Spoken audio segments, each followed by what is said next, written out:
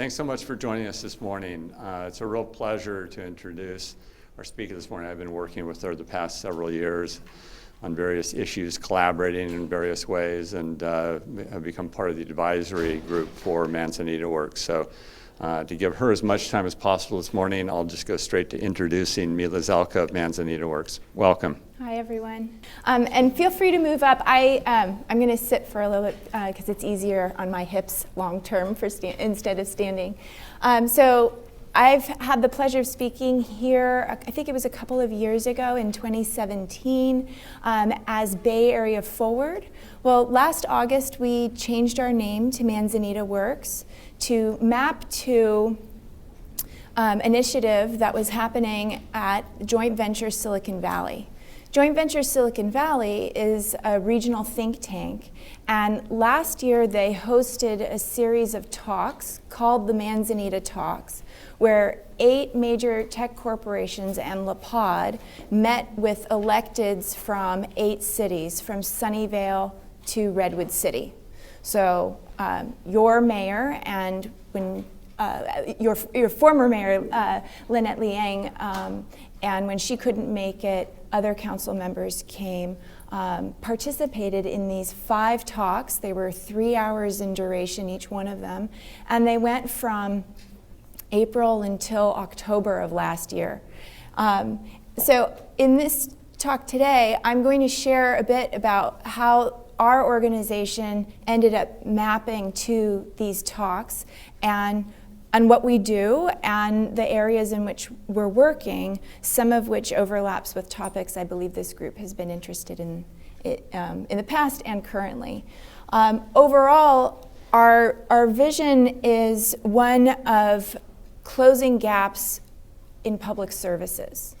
So I'll be talking about why the name Manzanita in a bit, but you know, we face many kinds of problems locally that are regional in nature, and it's like this huge knot of how do you begin to untie this thing? And many of you have been amazing leaders in starting to work on different parts of that knot. The concept that's really been a guiding framework is thinking about the tragedy of the commons. And for those of you who aren't familiar with this concept, it's been around since the 1800s, and basically there's a field, it's shared by a community, and you can have only so many heads of sheep or whatever on it. And so a limited number of families will put their livestock on this common field. But at what point do you have too many livestock that you ruin the field's ability to replenish itself? And so if there's room for one more head of livestock, who gets to put it? And so the tricky thing is that with human nature, often there are people who just say, well, I'm going to put it on there. And then everybody else says, well, how come I didn't get a chance to do that? So they do it too, and that's when you start to break the commons.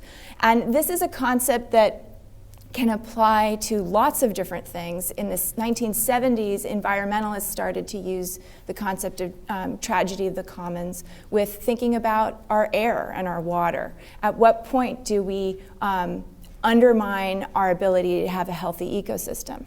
Well, we can think about it locally as breaking our public roads. We're all stuck in traffic, even if it's trying to just get around a particular town or neighborhood, or you're trying to get to work from really far away.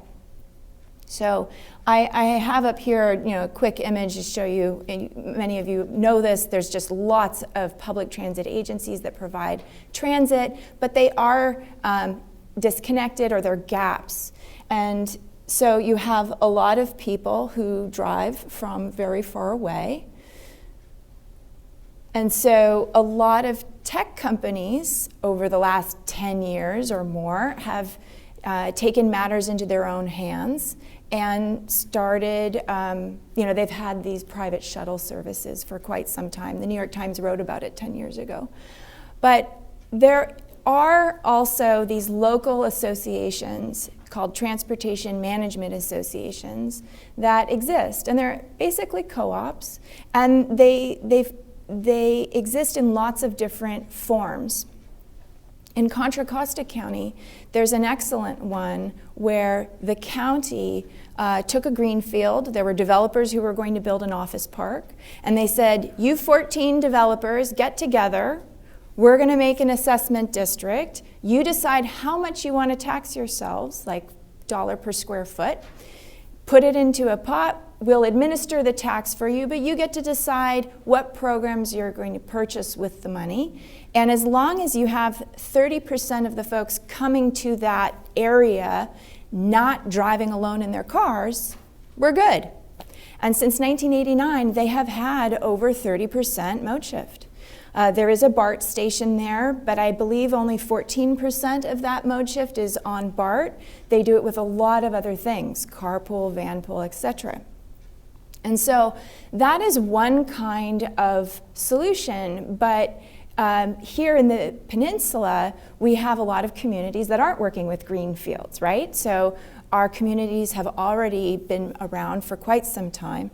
And so how do you create a co-op that works in these kinds of environments?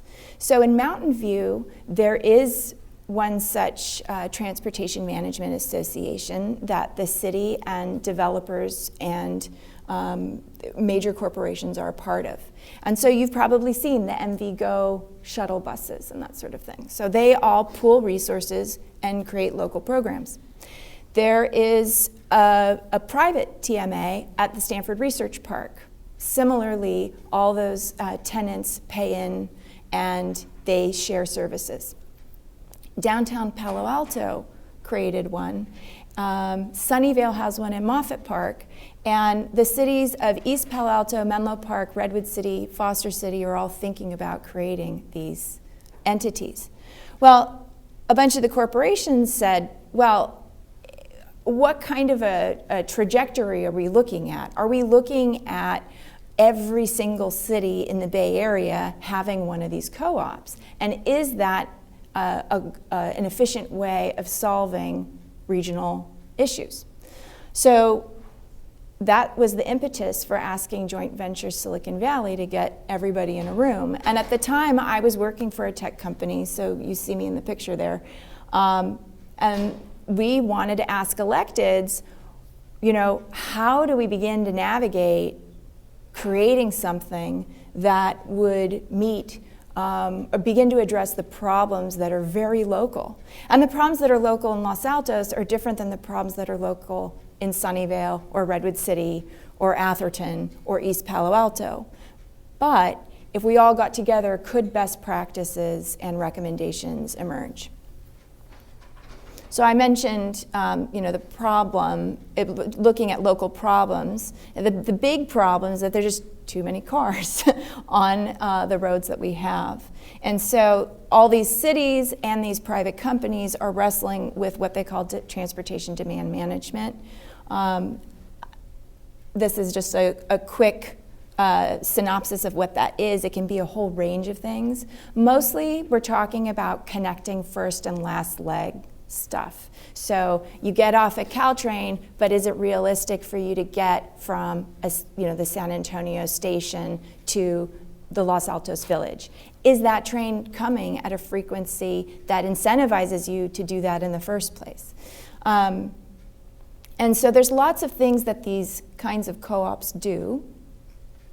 But as I mentioned with the talks, there was a report that came out with best practices and recommendations.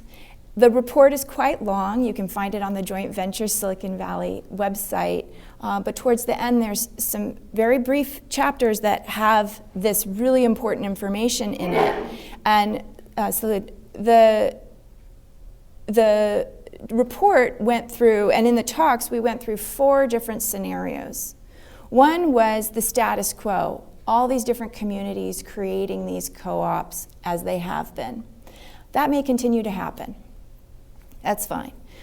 Close collaboration. Some of these cities might pair up. Sunnyvale and Mountain View might say, how do we make it easier for workers in Moffett Park to get to the Mountain View Transit Center, because that's the train station that has the higher frequency trains. Do we think about this at a sub-regional level? And do we think about this as a huge region? And the neat thing about the report was it didn't steer anybody into any one direction. They just said, these are the strengths and weaknesses to each one of these four. Well, we've been using this word Manzanita, the name Manzanita now, for the talks, for the report, now for the organization. We got a conference coming. We're mapping all of our programs to this name. Why this name? This is a plant that you all see all the time. When you drive into Rancho San Antonio, the parking lot is lined with manzanitas. This plant is a plant that connects us to all the wonderful trees that we know, the redwoods and the oaks, but it provides a lot of support for abundance of species. So birds and etc. live off this plant, and even indigenous people of the Bay Area used to eat the berries and make flour out of the berries. You can eat them now. People go out and pick them and make cider out of these berries, evidently, I've heard. So, but the neat thing about it is that a manzanita that grows in Los Altos is specific and adaptive to the microclimate that is here. And it's going to be different than a manzanita in Millbrae. So is there something that's overlooked? Are there solutions and resources that are overlooked right here in our own communities, that if we thought of them as a network and yet highly adaptive and unique to the local conditions, can we start to think about our problems this way? So it's a metaphor that we have held on to and run with. And so as an organization, we have been really focused on teacher housing. So we put on a series of teacher town halls in 2018 and 2019. Several of them were here in Los Altos. And that's where Supervisor Simidian is looking at creating a housing project in Palo Alto, but that teachers from several school districts, including MVLA and Los Altos Teacher Association and the Foothill Faculty Senate, would be able to be housed there. And we participated in that, again, as Bay Area Forward before we changed our name, along with Support Teacher Housing, who will be a future speaker of yours. We did that because it wasn't so much about here's one project and then we're going to go on to the next project and go on to the next project. But in starting to look at how these projects are formed, are there local resources and a way to frame this that we can stumble upon a new way of, in that case, building teacher housing, not being dependent on tax credit projects, not hoping that you're a project that gets the attention of a wealthy philanthropist to pay for yours. Because if you're a teacher in Hayward or a teacher in San Jose, maybe you don't have a Mark Zuckerberg to call the way Simidian was able to secure $25 million from Facebook. So when we think about how do we start doing more than just the one-offs, this is a sort of a way of thinking that we're interested in exploring. So we've got 4 program areas. A transit program, which I will dive into today. Happy to talk a bit about our workforce housing, but we're also focused on education and the future of work. So, I'm not going to make you read all of this, but basically it's about closing gaps in these arenas. And we're working with a sub-regional footprint. So this is a map of the cities that I described who were part of the Manzanita talks. And basically, as we were going through the talks, some of the corporations approached us and said, well, if we leave this to the public sector to lead on it, They'll probably create a joint powers authority that has its benefits, but the downside is it's going to take a long time, and the market will shift in the meantime. And when it launches, there's also some limitations on it. And if folks are wanting the private sector to lead and the private sector to help pay, they would like to have a seat at the table to do it. So what they said was, we really wish there was a nonprofit who could chaperone us so that we could identify shared needs. And so we said, are you prepared to do that as a public-private partnership? Because we're not interested in facilitating a private club. And they said yes. At the right economy of scale, there's enough savings for them that they would be willing to share those cost savings and subsidize other employers in a paced way, and something that we do as a dance as we figure out that together.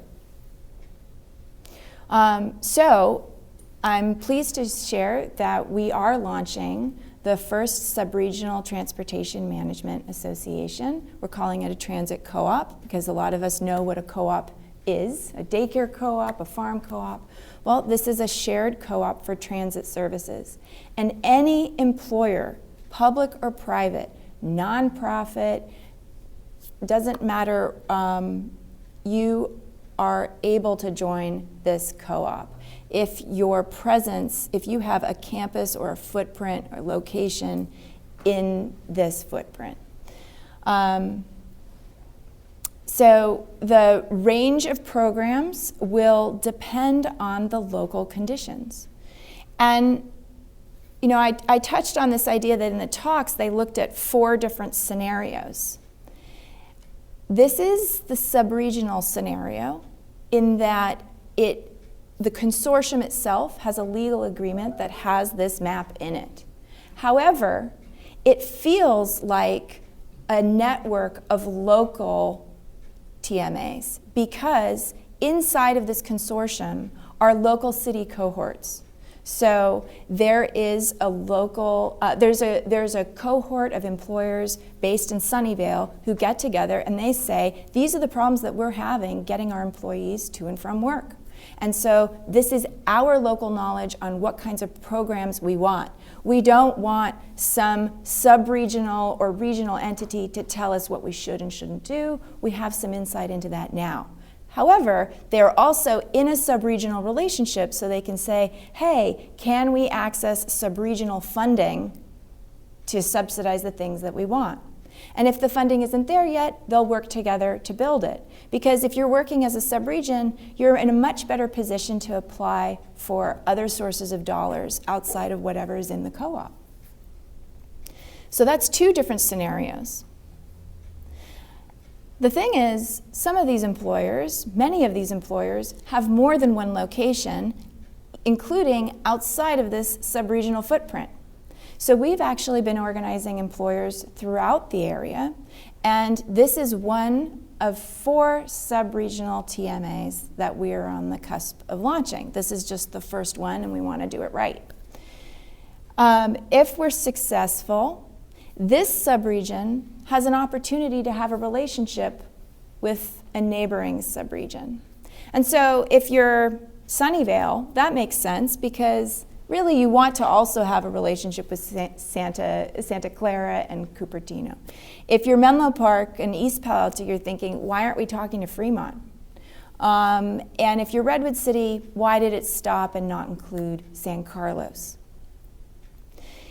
If we have multiple sub-regions, they can have a policy between them as to how they're going to interact across borders. And fundamentally, they're in a relationship with each other that is as large as we want to make it, as makes sense. So what I really love about this is that a group of leaders came together to address all of the weaknesses and capitalize on all the strengths of all 4 of the scenarios in the report. There are 6 parties who have, there's 7 parties who have, because we just got another one the other day, 7 parties who have sent letters of intent to join. 4 of them have shared that I can name them. And we have 3 other parties that we anticipate will be joining, sending letters of intent. Total, we're looking at 5 global tech corporations, 3 major developers, and 2 nonprofits.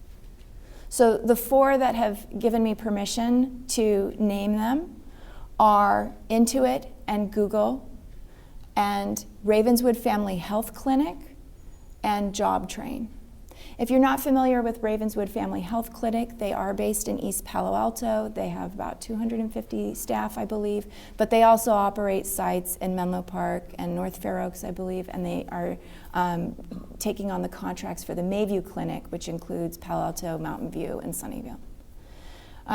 So you have nonprofits, tech corporations, and developers all sitting down together and saying, how are we going to address our folks getting to work or our tenants getting to work? We have a conference coming up on the 20th, so I would be remiss if I didn't mention that, where we're going to be talking about all 4 of our program areas. Given the health issues that are happening right now, we're in the process of pivoting, and this will we will likely be announcing on Monday that this will be an online conference.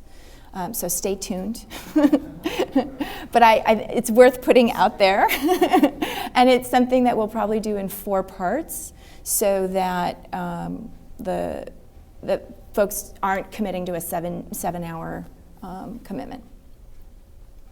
And I think that's what I have here. I know in the blurb that went out, workforce housing was mentioned. We are working with stakeholders who have sites right now, some of whom there are religious communities that are interested in building housing on their land within this subregion. And we provide owner's rep services. So we're helping them navigate, because there's lots of options out there, and we're not affordable housing developers or regular housing developers, so we're able to help them navigate what they want to do. But similar to the transit co-op, it's not about the one-off project. How can we actually have them work in concert with each other so that we can actually have a network of aggregate sites within the subregion that provide workforce options for mutual aid workers? And so that could be city staff, healthcare workers, teachers, police, fire, and transit workers. So I know this community has, as I said, been active and engaged on teacher housing. I know this group has been thinking about emergency services. We may have sites that are within our network that we can bring to that conversation. But I think that the most important thing that I could share with you is that all of this is rooted in traditional community organizing.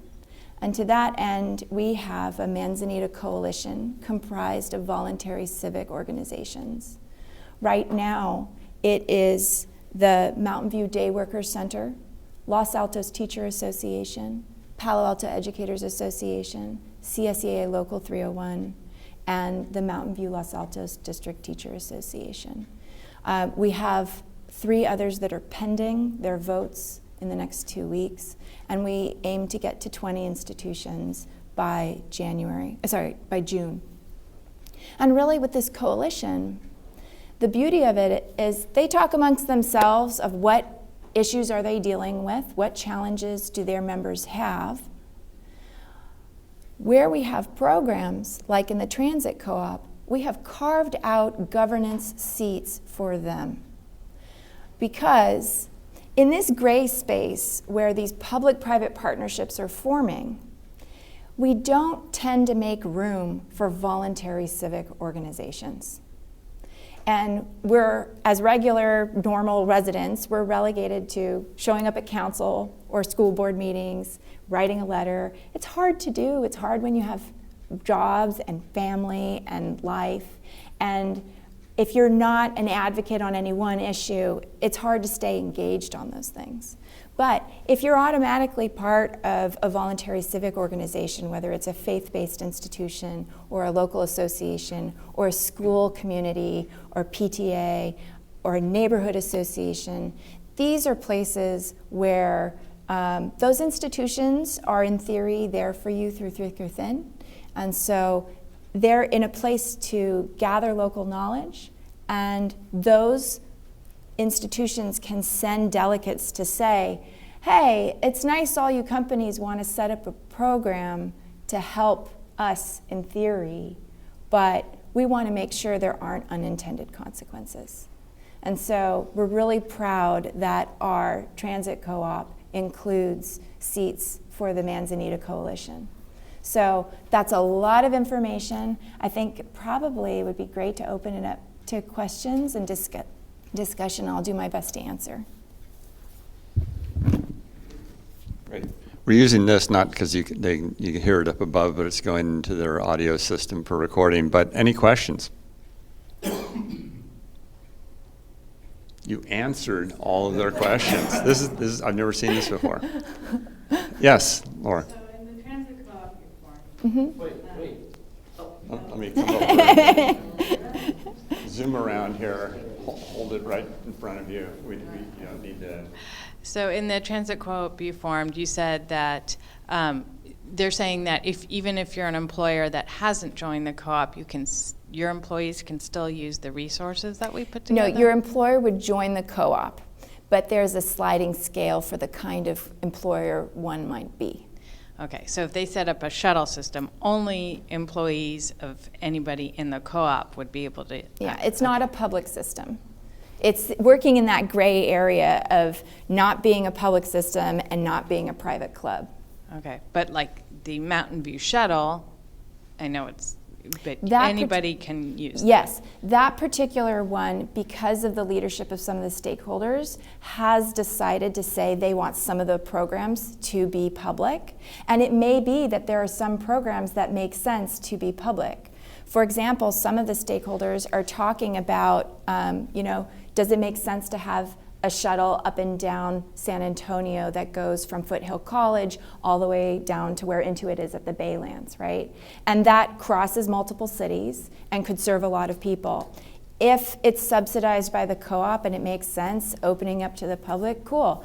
I think the key thing is making sure, and I didn't mention this, making sure it's done in a way that long-term strengthens public transportation.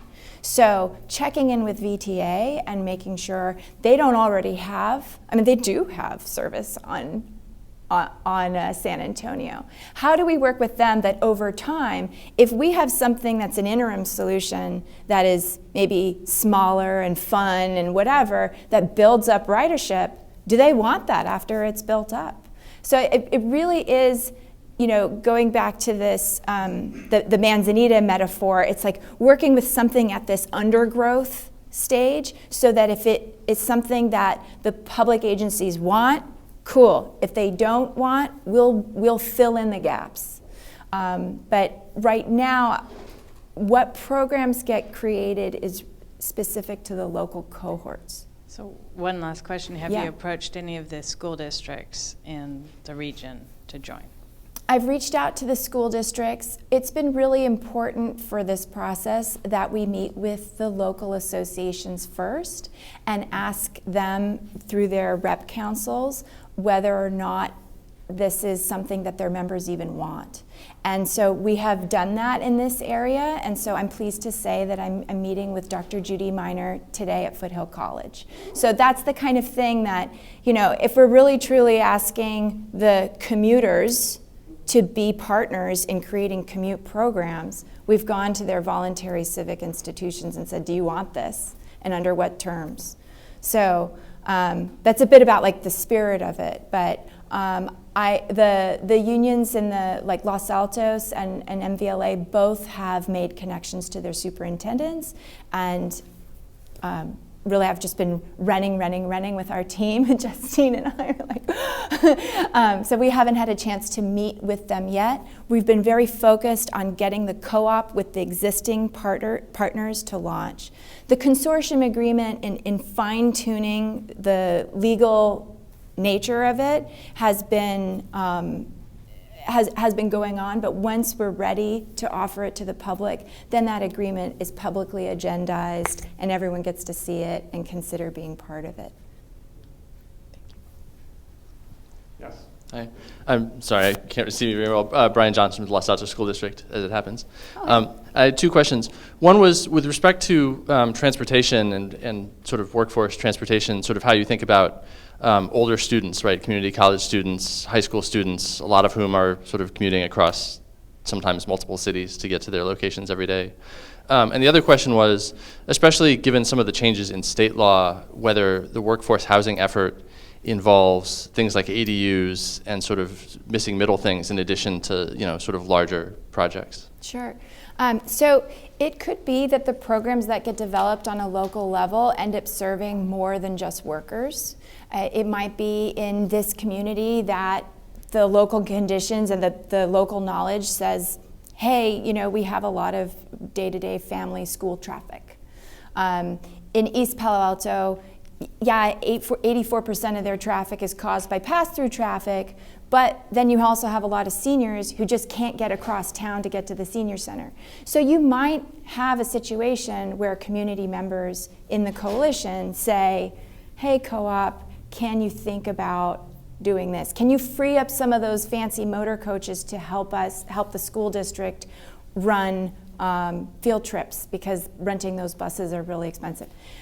That's all potentially possible, but to make sure that we execute and deploy, we're very focused right now on this idea of what would work best for workers, and we can see how it grows.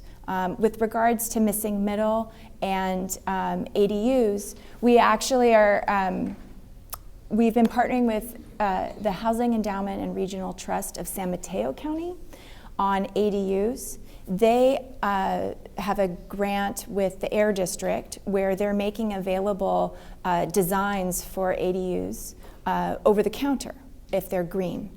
And so there's a part of that residents could use or would like to have owners' representation. So there's a lot, there was a great meeting that the Los Altos Affordable Housing Group put on last week.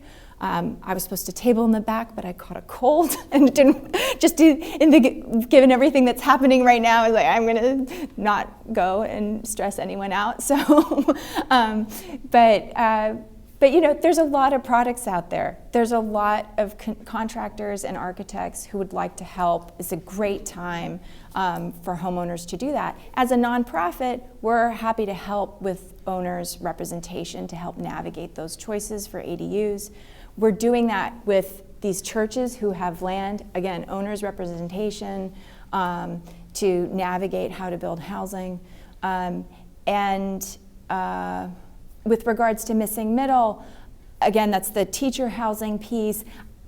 It's not limited to teacher housing, though. It's how can we start to finance these things that are outside of the tax credit system? Because there's really, the competition in that space is so intense that only a few and very specific types of projects are getting built. And there's so many more things that could be done.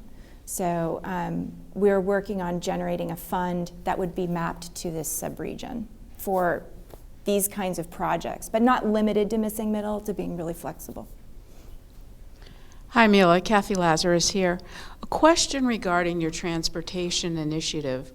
Will it, or how will it include that dimension of our workforce, the service worker, who is incredibly challenged, and obviously their inability to survive and commute in this environment affects many of our smaller local businesses? Absolutely, and many of those businesses don't have margins to participate. And so when I was at my previous employment, our the corporation was encouraged to join the Palo Alto TMA. And in my role, I was really curious about how do you create a space for low-income service workers.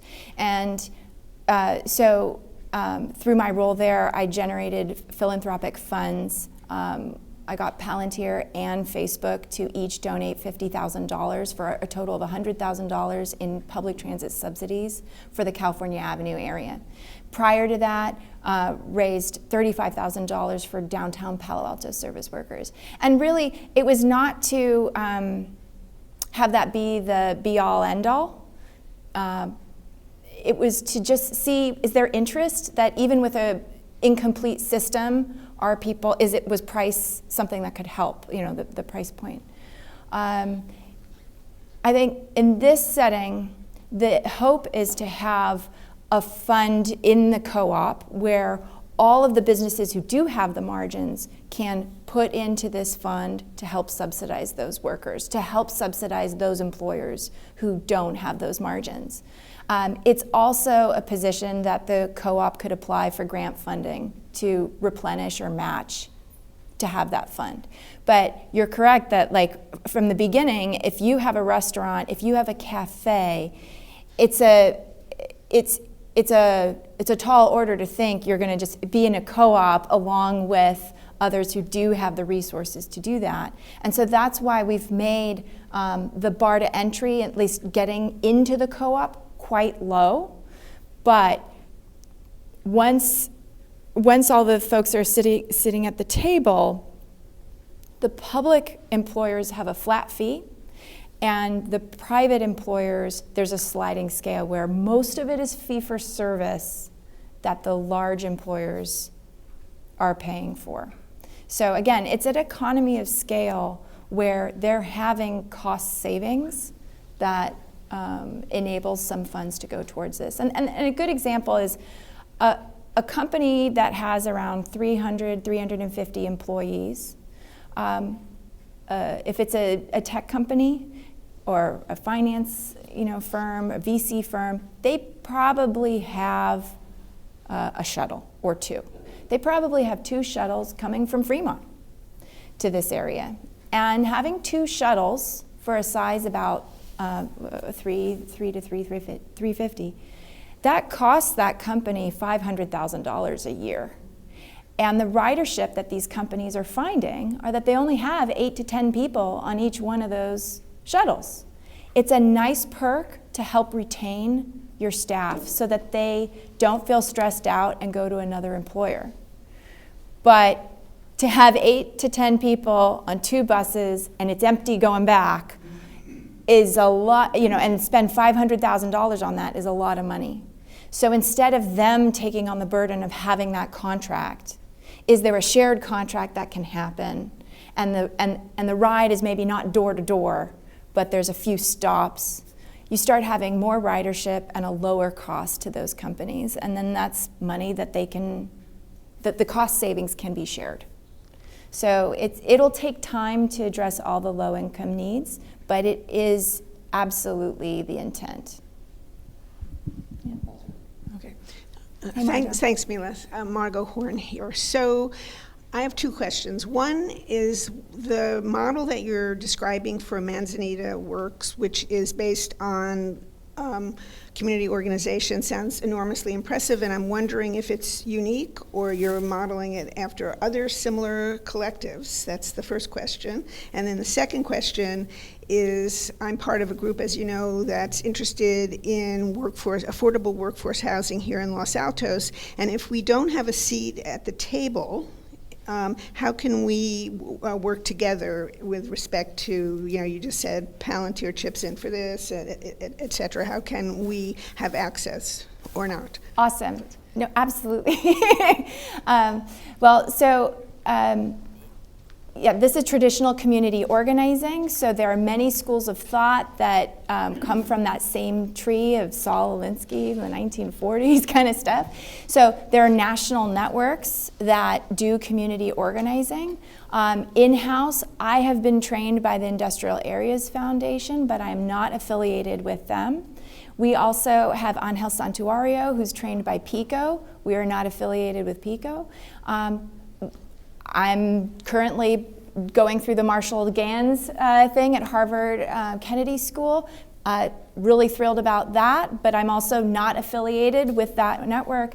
And so the idea is that, there are these great national organizing networks, international networks that exist, and they could be great partners, but I think what we're looking at here is something that's independent and unaffiliated, and that's really focused on what's happening here. And so if there are other efforts that are affiliated, they'd make great partners. So some of what you're hearing is a composite of everything we have been learning from all these different schools of thought. So it's not original, and yet it's new and original. So it's a reorganization of sort of the typical model. To answer your second question, absolutely. This is all about collaboration, and so where there are advocacy groups that are already mobilized, we would love to have partners. So, yeah. So I have a question regarding just thinking about so many people in this community are a part of the startup community. So just thinking about if there's a way in which individuals, their company's not ready to sign up for this coalition. They're just getting started. But, I know a good number of people who are in startups that are right next to Google. Or, how can those people who are... So I guess it's like, I think that definitely, something for the service workers, and also, is there a fee for services? Somebody could say, I could just jump on that bus too. I have a friend that's going to Google. Could I get over there? So I just thought that was worth mentioning. And I am hearing a lot of people, even in their contracts now, because transportation is so tough, especially in the city right now, getting a car, which is pretty crazy to think of all those on the road. So just wanting to throw that out there. And then the second thing is just curious about the topic of unintended consequences, and what are some of those that have come up? And just Sure. what are just maybe a list of that? That's Sure. Well, on the first thing you mentioned, so and actually to speak to what Margot just said, the chambers and like you have a village association, you have LaPod here, you have there's several institutions that are here that provide a great resource for companies of all sizes. And so our hope is that if there are startups, that they would actually engage with their local chambers or village associations or what have you, so that it's an easier way of interacting with us, and that the chamber and the village association and LaPod would be partners with the services in the co-op. So because it's a tall order if there's like a bunch of three-person startups, but these institutions that are already part of the community are in the perfect position to gather folks up and say, hey, do you have some shared needs? So maybe there's a way of organizing those folks, and happy to explore that with the institutions that are here. And then unintended consequences, the one that popped up for right off the top of the bat, top of my mind, is CSEA Local 301. They are the classified education staff at Palo Alto Unified. And Palo Alto has the Tinsley program where students are bused from East Palo Alto to Palo Alto. And so they said, yeah, unanimously, we want our employer to join this co-op because we want our members to have access to these programs. However, work with us, because as this co-op successfully creates local transportation between these two cities, what if there's a situation where the school district says, well, maybe we don't need to have as many bus drivers, and then it starts to impact their jobs. And so I'm not a superintendent. I'm not going to know that, and it's not going to be top of mind if they're not in the coalition saying, "Hey, this is great. Just keep it. Here's a flag."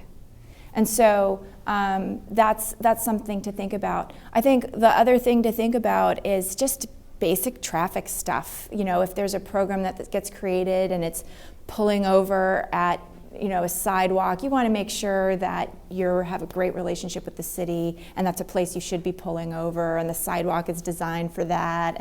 Or if you're coordinating scooters across more than one city, e-scooters, that they're not getting dumped all over the place. And there's all kinds of that, like logistic operations stuff. But really, it's more of the relational unintended consequences. This is a follow-up to the question about the model. I'm quite impressed by the thought that's gone into the theory of change and how best to implement it. And it's been my experience with collective impact activities like this, that the stakeholders are very much interested and advocates for outcomes and goals and objectives. And that the collaboration really ultimately depends upon somebody being focused on relationships, process, maintenance of trust, and collaboration. And that second domain takes a lot of time, effort, and expertise. You answered part of the question about where you get some of your expertise. And you mentioned something about support from the corporate side for the process. But how stable is that ongoing support, and how robust is it? On the corporate side? Well, from any source. I mean, somebody's going to have to continually focus on the process side. Yeah. And that takes time and effort. Yeah. And that means money. Right. So, it does. Yeah. So we are a small staff. That's correct. And Yeah. ideally, you've got a way to continually and sustainably fund that side of the effort, because it's critical. Totally. So with the transit co-op, with the fee for the entry into the co-op is very low, so that's not actually a viable source of revenue for the organization. It's really about getting people to the table. But the fee for service does have an admin component to it that will help subsidize the overall organization.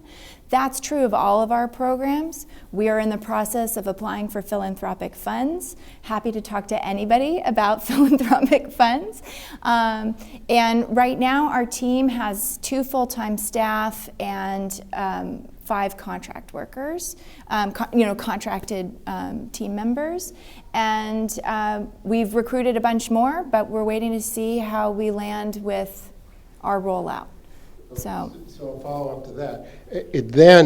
Secondarily, the participants all have to have trust in you as the convener. So what's the governance structure for that kind of internal group? Who makes the hiring decisions? How do you ensure that you maintain the trust of all of the collaborators? Well, because this is a community organizing endeavor, this really is about lifting up local leadership. So we have deliberately created structures where it's not hinging on a charismatic person to lead it. That's an essential. Yeah. So that's what's happening. But I will also say that internally in the organization itself, we're setting up these various program areas so that the director of Manzanita Transit functions like an executive director or a CEO in their own right.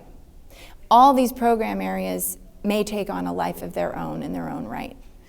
So right now, I'm really focused on laying the foundation and the groundwork. And I had the luxury of spending 4.5 years inside the tech industry to navigate and plan power analysis on how to execute on putting together the transit co-op. And I've had the last 7 years to think about how do we actually build a broad-based organization. And so I think, right now, I don't know if we'll succeed or not, but we're on our way, and I'm pleased folks have signed on the dotted line to step up. So I think for any of you who are affiliated with any voluntary civic organizations, would love to talk to you about the coalition.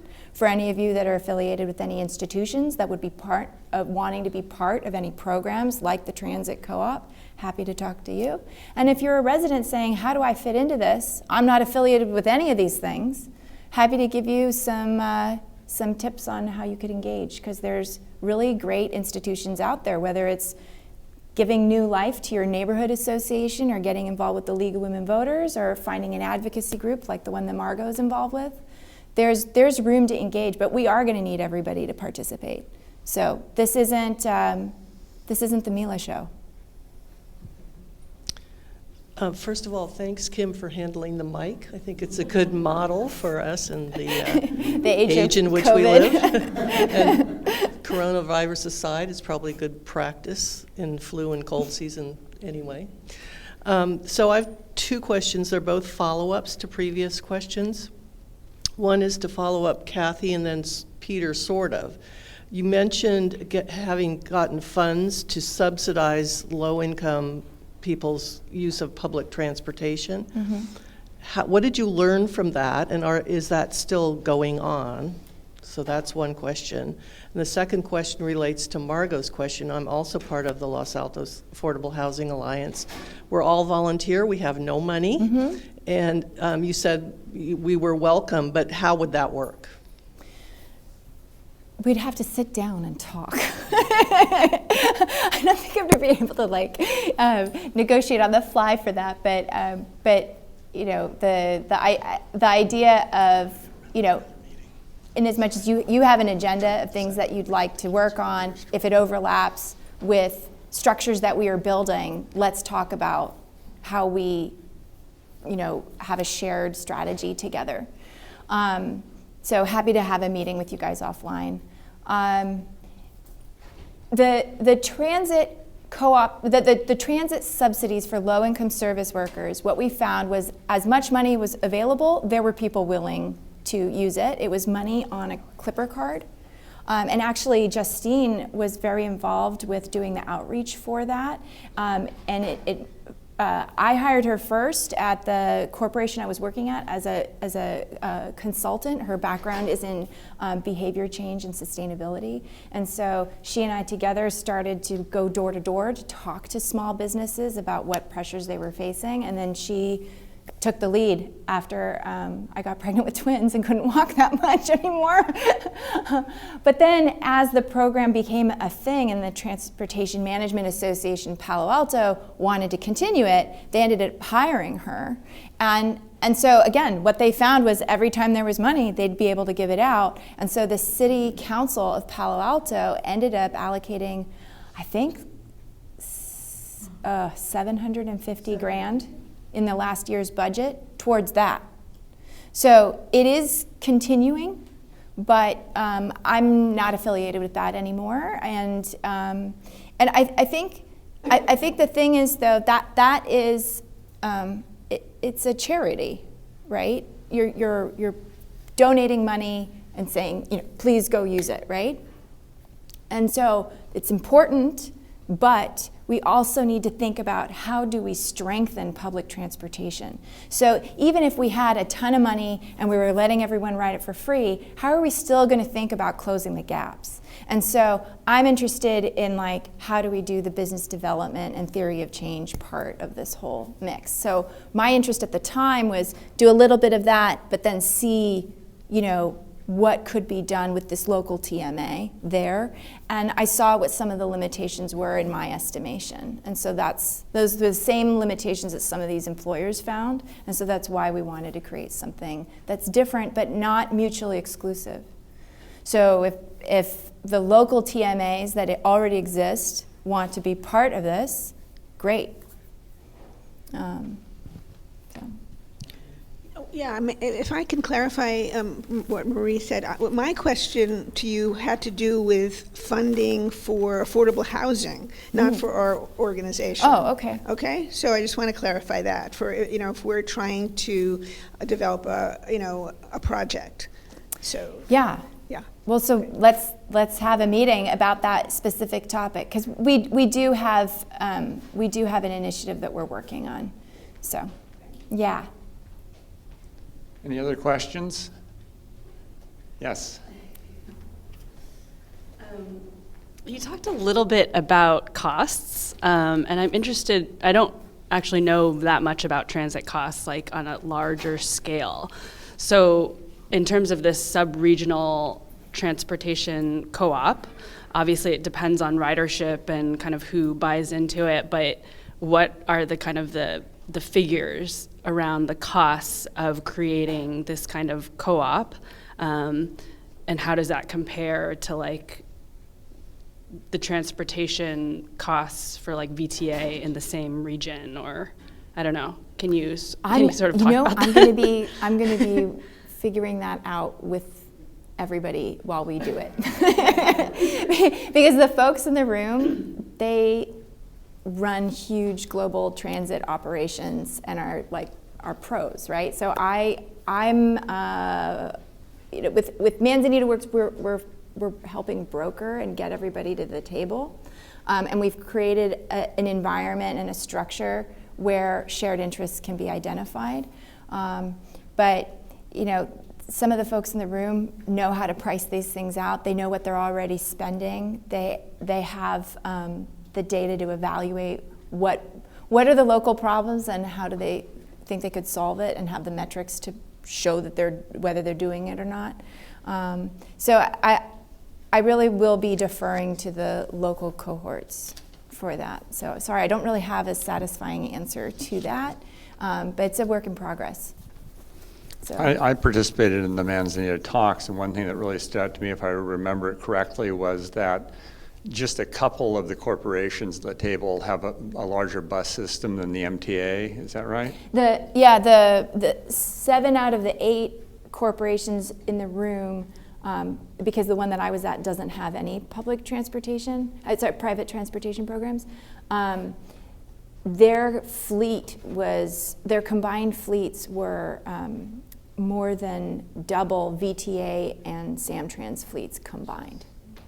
So that doesn't tell you how big those vehicles are, how many seats. It's a bit of a fuzzy number, but it does give you a scale that it's the private world that's dealing with this is massive. And so they see some economy of scale and cost savings, and they're motivated to enter into this relationship with a bunch of churches and unions. I mean, like that. They see the cost savings, they're okay to do that, and they have enough trust with us and in our ability to navigate their interests. One last question, we try to start and end on time. So. Mila, thanks from LACC for the presentation. I think it was terrific. One thing I'm mystified, though, by, in terms of human interaction, how in the world how are decisions made in terms of voting power or...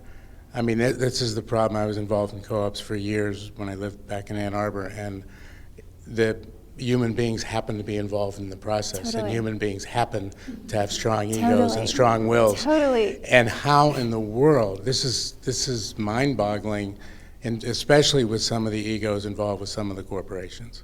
So and some of the egos involved on the ground too. So how do you get exactly? How does that work out?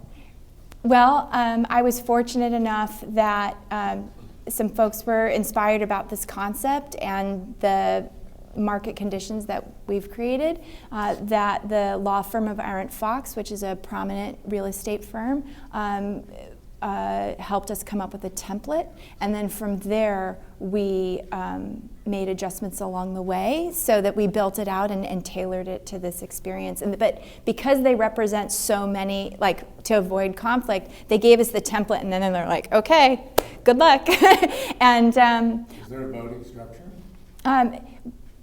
I think that's where I'm starting to get into the legal stuff, and we have mutual non-disclosures in place until it becomes something that we can officially offer to the public.